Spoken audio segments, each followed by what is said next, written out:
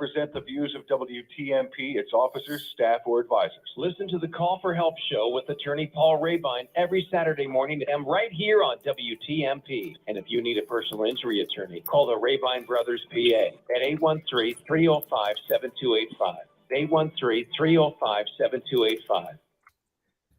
Good morning. Welcome to the Call for Help show. I'm your host, attorney Paul Rebein. As usual, here in the studio with me, Pastor Brenda Fruster and Malcolm in the middle. How you guys doing?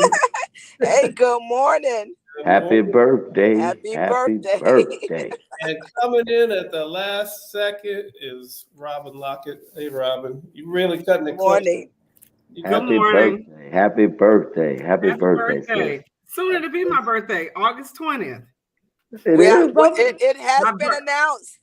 The host has announced that it will be your birthday next Saturday. However, the co-host Malcolm in the middle said, "Hey, let's do it today." That's right. I can celebrate both.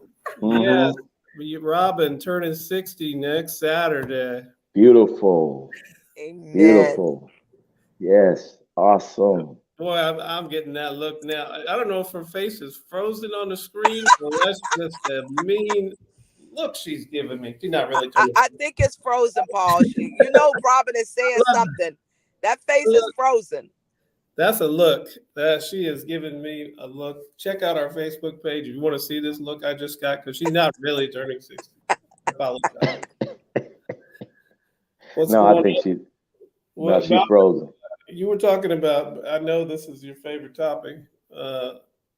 Every day is your birthday. Treat every day like it's your birthday. Why should your birthday be more special than any day? What are your thoughts? Man, listen, we've been assigned pretty much everything in our life. We've been programmed, labeled to death about what is and what isn't. We've sat aside to let, not realizing how every day is your birthday. You're born again every day. I mean, you really think about it. I even thought about that. I used to just wait. Man, I can't wait till my birthday. I can't wait until my birthday. And passing up 6 months, letting 6 months roll by talking about this one day. Mm-hmm. And it hit me like, man, what are you doing? Once I got that feeling that day, and I remember feeling that day, I was like, I want to feel like this every day.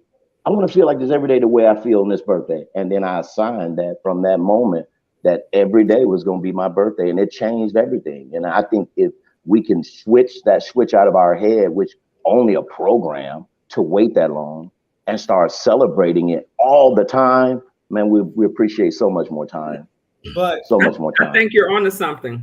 No, because I don't get presents every day. Yeah, you do. I don't get no every day.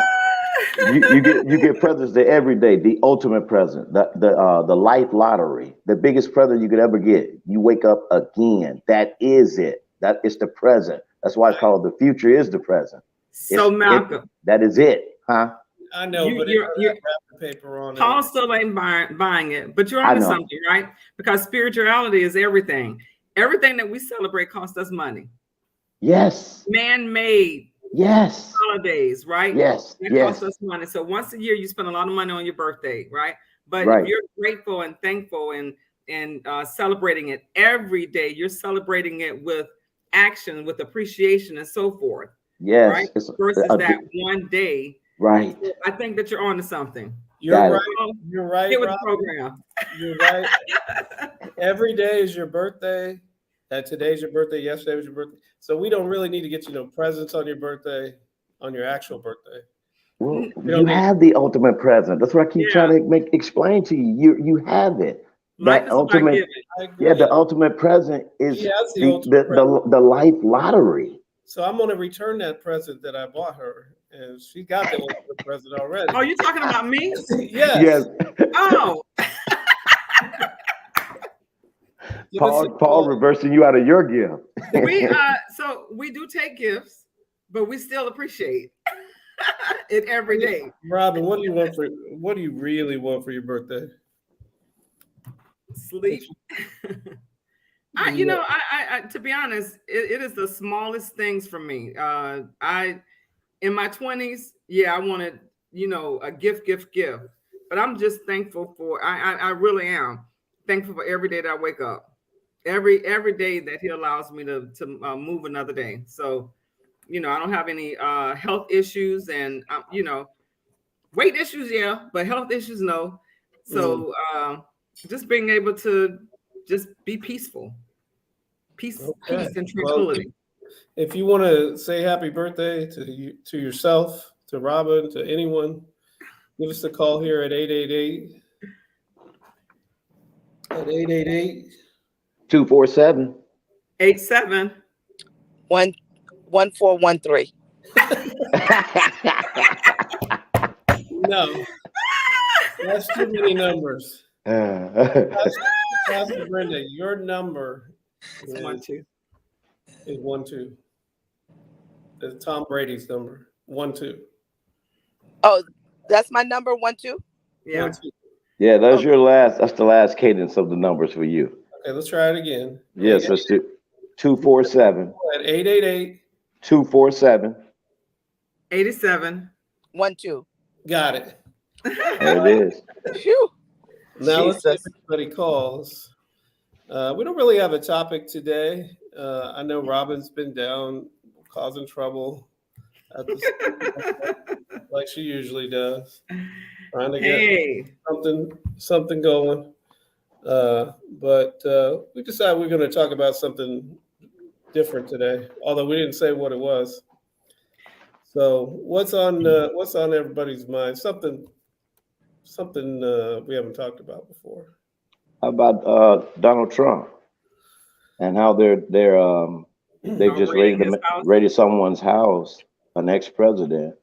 You can tell what's going on in this country. We've definitely had we are probably like what they were going to do before the Civil War started. This thing has gotten so divided now that we've gotten this Democrat Republican thing. We've taken it a little too far. It's gone so far now that it's divided us as a people, and so we're starting to act out now as if we have no control. Everything now is.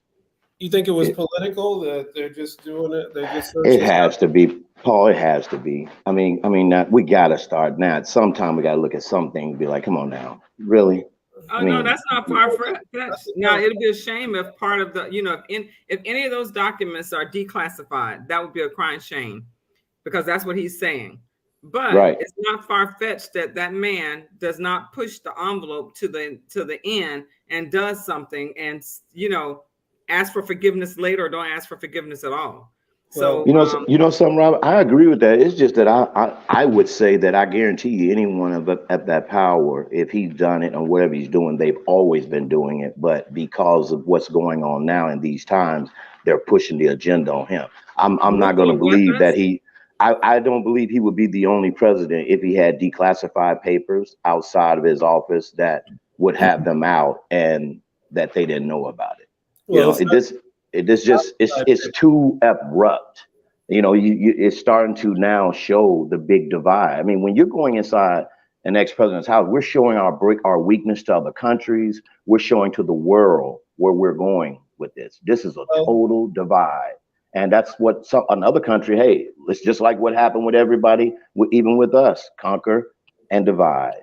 This is what we're doing right now to ourselves. I'm just sitting back, having a lot of time to focus on what's going on. But when they pulled that move, that one was one of the ones that said, hey, it's all out now. It's really bring whatever. So you don't think it's truth, some type of truth to it? Absolutely. Because if he has one paper that is not declassified, that is a problem.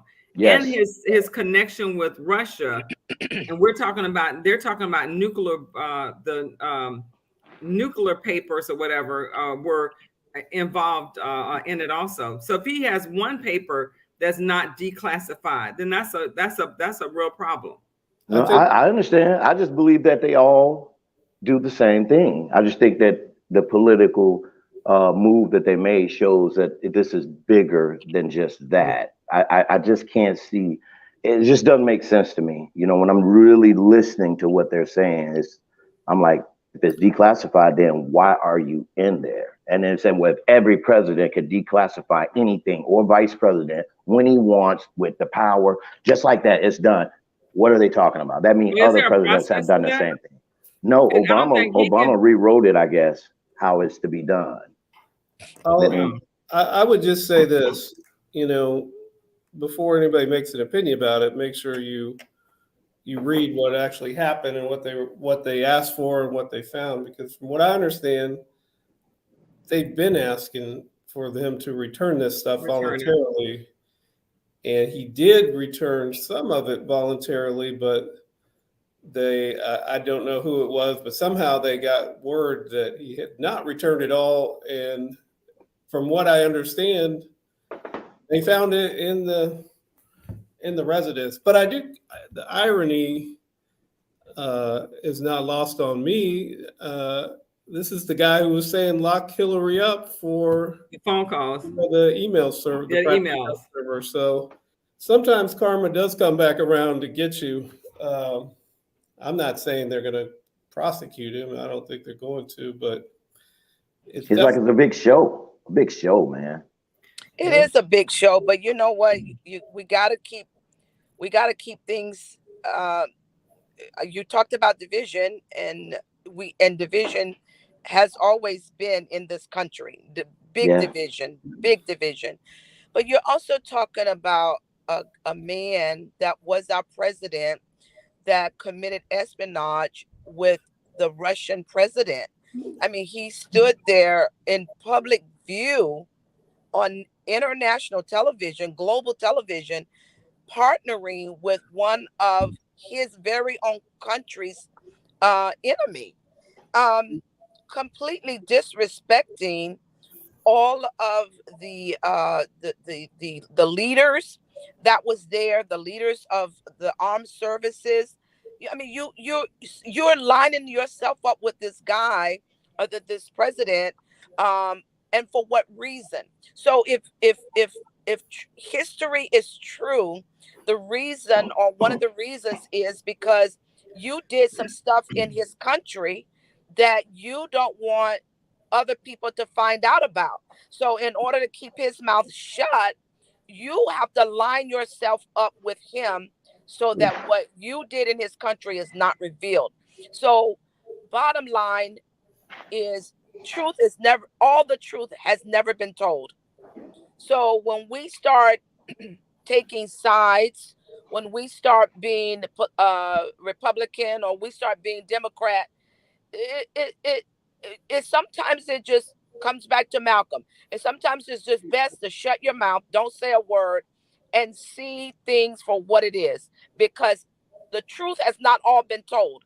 We got that. Is some jacked up stuff there in the White House, and it has always been some jacked up stuff in that White House. It's not just starting. It didn't start with President Obama, but even with President Obama, we saw some jacked up stuff because you were the first African American, and we saw how your counterparts treated you and everything else. So it's a whole bunch of crap out there that you just can't follow up with. You've got to, and I'll turn the mic back over after I say this. We all have to line ourselves up with Jesus Christ and let him be our center focal point, and allow him to speak to us, give us directions, and give us instructions. And this other hogwash that people are saying, dude, I can't follow it. It's too much. Okay. Give us your thoughts. 888. Drop the mic. 247-8712. Robin, you don't have to talk about that topic, but what's going on with you? Oh, so everybody know housing. So we still have to work on that. We're still fighting it. One thing I do want to say is, I don't think we had an opportunity to say it during the last show. City Council had an opportunity to put rent stabilization on the ballot so the people can vote on it. And in the 12th hour, when all of the landlords, all of the developers, all of the management companies came down in the 12th hour, it didn't pass. Oh. So they hold on, caller. Welcome to the Call for Help show. Hello? Yes. Yes, I'm listening at your program. And what I'm wondering is anybody aware of what specifically the right-wing Republican Party has been saying for several years about a civil war? What happened on January 6th to me is a true indicator that it could very possibly happen in this country, that we have a civil war. And I'd like to know at the same time, who would it primarily affect if that were the case, that we did have a civil war? How would that play out? What are specifically minorities and Black people doing to avert this action? And I don't hear a lot of people talking about it, especially in the Black community. And I think we need to have some concern about it, because it's been very dastardly talked about for years that this country needs to have a civil war. What's happening in Ukraine with Putin and Ukrainians, to me, is very explicit that this could very happen in this country. Thank you very much. Best question I have ever heard on this show since I have been around. What that is, because I feel it. How does that look? I don't know what it would look like. I think it depends on, is the military going to take sides? Who's going to get the jets and the bombs and the nuclear weapons? That side's going to win a civil war. We got another call. Caller, welcome to Call for Help show.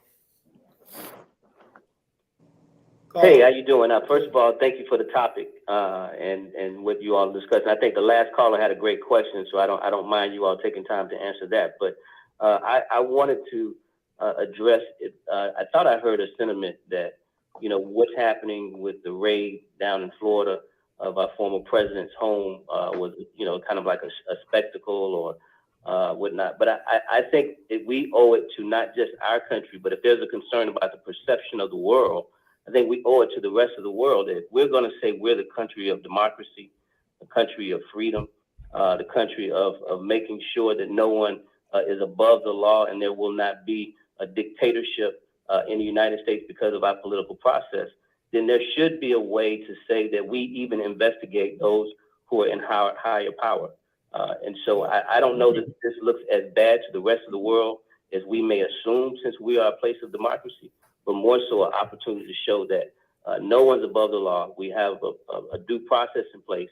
And even though due process has not always been great for African Americans in this country, as we strive for equality and equity for African Americans, we're still going to hold the power structure accountable to that same system of justice. But I would also like to see if we can get an answer to that last caller's question. I thought it was great. Yes, thank you. Good work and happy birthday, Robin. Thank you, James. Awesome. Again. Wonderful. He's making a good point that I'm glad we live in a country where we have the ability to go search a ex-president's house if we need to. And, you know, I don't think anybody's going to be searching Putin's house for anything because he's in total control. But back to this civil war, I've heard talk about it, but I honestly, is it going to be different states are going to form another country? Is it going to be two countries? Do we already live in two countries, multiple countries? I don't know how. I don't see it happening just because of the military. If the military took one side, then it's over because you wouldn't be able. That would be whatever president, whatever side is in office at that time. Not necessarily.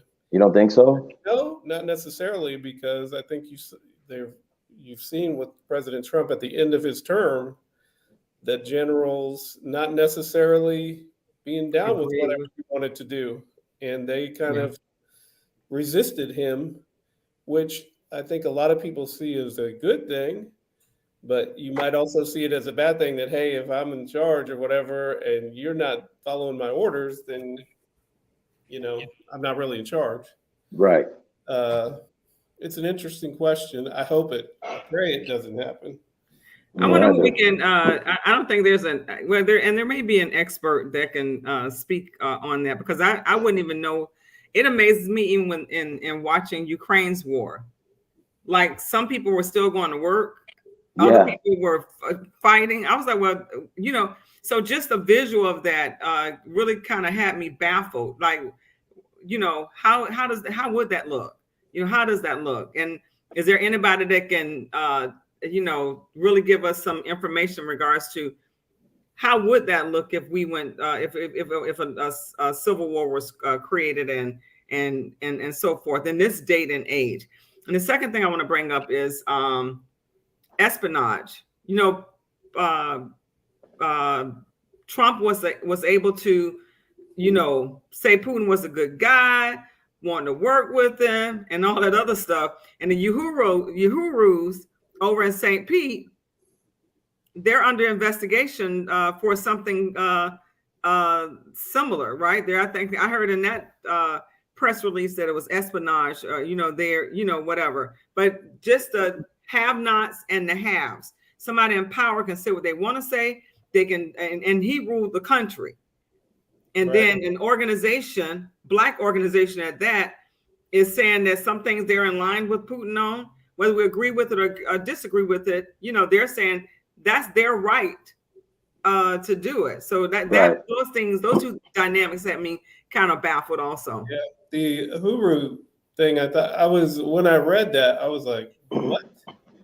I'm surprised that, you know, the Russian government would even know who the Uhurus are. You never know. But I think what they were doing was kind of funding them to promote certain messages. But from what I understand, that they were views that the Uhurus already held. And so it wasn't like they were being directed what to say. They were just being amplified. But we got another caller. Caller, welcome to the Call for Help show. Hello. Hi. Hi. What's on your mind? Oh, I was just calling to give an input with the ex-president. I look at it as this: they say, if you give them a mile, they'll take an inch and further. He is the only president that stepped out of order, out of line, and did what he wanted to do. And no other president would get away with what he done did when he was in office, and bringing his family in there, and then they helped running the White House. Thank you, caller. I would say that Kennedy did made his younger brother attorney general when he basically just out of law school.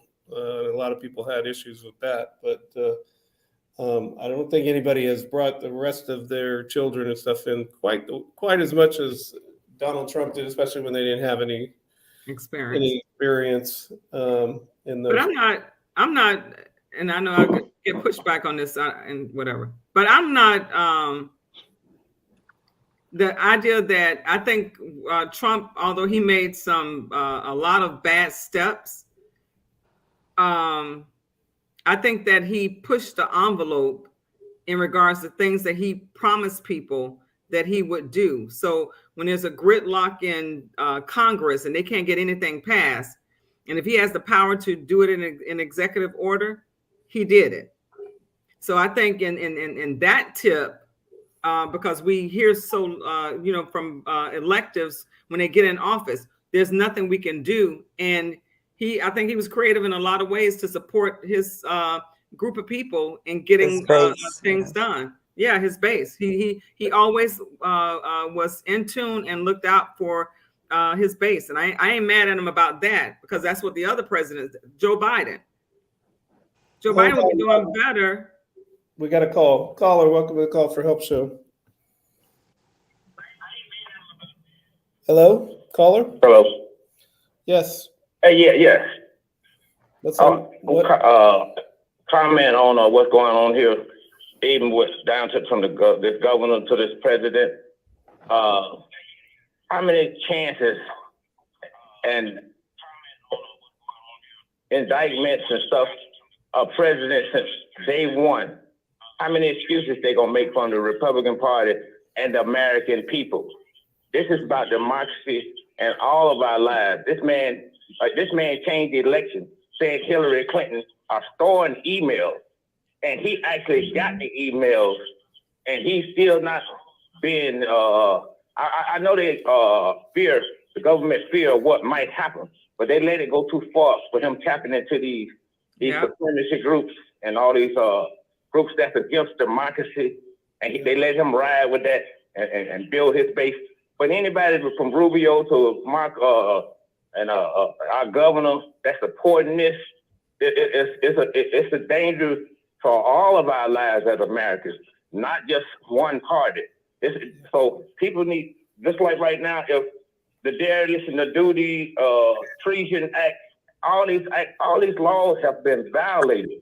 Now, like down to the governor, if we don't get out and vote and get these people out of these offices before they damage our democracy, from Rubio to DeSantis and all of them, that these big companies, the NRA or something, paying them to override the people that voted and knowing what happened to Andrew Warren is because of protesting. People that, you seen black and white out there wanting civil rights, human rights. And because these people got their voting rights back, after 4 years of being, you get your voting rights back, you're able to vote. That's what the protesting was about. And that's why he did Andrew Warren. Now, when it comes to your civil rights and women's rights, all this stuff is all because of all of that. That's what they did to Andrew Warren. They're making their own laws and doing and violating laws against people's rights. If we don't get out and vote, the same people that was on both parties, that was Republicans and Democrats, that was voting for the civil rights. Now, what about when the trial, and no offense to the families over in St. Petersburg, and trials that we had right here, when we got to get out and protest about a shooting of a victim that forced the state attorney to press charges on someone. And now you want to just say Andrew Warren was it, and Grady Judge and all of them, and the sheriff. They ought to be ashamed. And the people need to look at this as a serious matter and need to be out there voting now. Thank you, caller. We're just about out of time. We've had some great discussion. Malcolm, you started that off. I'll let you get the last word. Well, can I announce something? Oh, wait. Yeah, go ahead, sis. Go ahead, sis. Saturday, August 20th, Cyrus Green Park, housing march. We're going to march from the park to the polls on Saturday. We're going to have entertainment, food, just a whole slew of things. So 11 p.m. from 11 to 4, come out and join us in this march. Go, Malcolm. I'm sorry. 11 a.m. Not 11. Oh, I said 11 p.m. Yeah, 11 a.m. 11 a.m. Mine is very simple. Like I said, we're just under a big divide. I don't care how you call it, Democratic, Republican, Christian, Muslim. It doesn't matter. We as a people have got to take a close look at what's going on right up under our eyes. We're so entertained. We are so entertained that we don't see what's really going on. It's just time. Yeah. It's time. That's all. Paul, may I really quickly say something? Yep. And what I'm going to very quickly say is very prophetic. It goes back to the Civil War that one of our callers made. Some years ago, 4 or 5 years ago, I had a dream of a civil war here in our land. And I remember my doors were locked. We were on lockdown. Soldiers were walking the streets here in Tampa with guns, armory. And we could not go outside. We were on lockdown. I have prophetic dreams, and I believe that civil war that has been mentioned is going to come unless the people of God pray and unless we change. All right. Thank you, Pastor. You got the last word. We'll see you next week on the Call for Help show. Bye. Bye. Next week. Bye.